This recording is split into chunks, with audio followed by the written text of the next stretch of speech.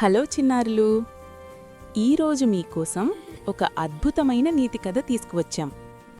బంగారం చూసినా అబద్ధం చెప్పని ఒక మంచి మనిషి కథ.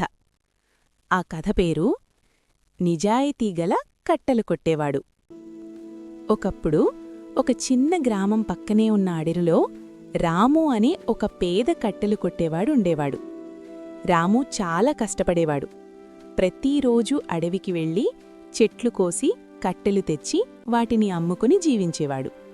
అతనికి పెద్ద ఇల్లు లేదు, పెద్ద సంపద లేదు, కాని ఒక గొప్ప లక్షణం ఉంది: నిజాయితీ. ఒకరోజు ఉదయం రాము నది దగ్గర చెట్టు కోస్తుండగా అనుకోకుండా అతని గొడ్డలి చేతిలో నుంచి జారి చప్పున నదిలో పడిపోయింది. అయ్యో అని రాము బాధపడ్డాడు. ఆ గొడ్డలే అతని జీవనం. అది లేకపోతే ఎలా పనిచేస్తాడు? అతను నది ఒడ్డున కూర్చొని బాధతో తలను పట్టుకున్నాడు. అంతలో నది నీళ్లు మెరుస్తూ ఒక ప్రకాశవంతమైన దేవత బయటకు వచ్చింది.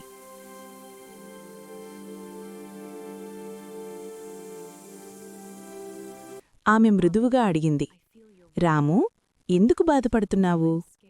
రాము నమస్కరించి అన్నాడు, అమ్మా, నా గొడ్డలి నదిలో పడిపోయింది.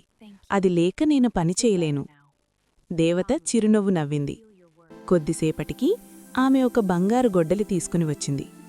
ఇదేనా నీ గొడ్డలి అని అడిగింది.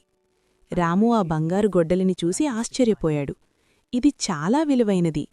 కాని వెంటనే తల ఊపాడు. కాదమ్మా, అది నాది కాదు. దేవత మళ్లీ నీళ్లలోకి వెళ్ళి ఈసారి వెండి గొడ్డలి తీసుకుని వచ్చింది. ఇదేనా నీ గొడ్డలి అని అడిగింది. రాము మళ్లీ చెప్పాడు, కాదమ్మా, అది కూడా నాది కాదు.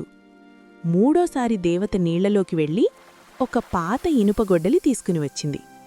రాము ముఖం ఆనందంతో వెలిగిపోయింది. అవునమ్మా, ఇదే నా గొడ్డలి అని అన్నాడు. దేవత చాలా సంతోషించింది. రాము, నీవు నిజాయితీ గలవాడివి.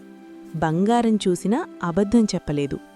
నీ నిజాయితీకి బహుమతిగా ఈ 3 గొడ్డళ్ళు నీకే ఇస్తున్నాను అన్నది. రాము ఆశ్చర్యపోయాడు. కృతజ్ఞతతో నమస్కరించాడు.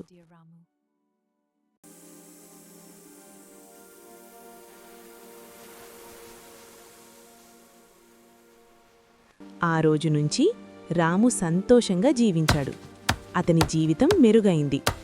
పిల్లలు, ఈ కథ మనకి ఏమి నేర్పింది? నిజాయితీకి ఎప్పుడూ గెలిపే. ఎంత కష్టం వచ్చినా నిజం చెప్పాలి. మీకీ కథ నచ్చిందా? నచ్చితే ఈ వీడియోకు ఒక లైక్ ఇవ్వండి.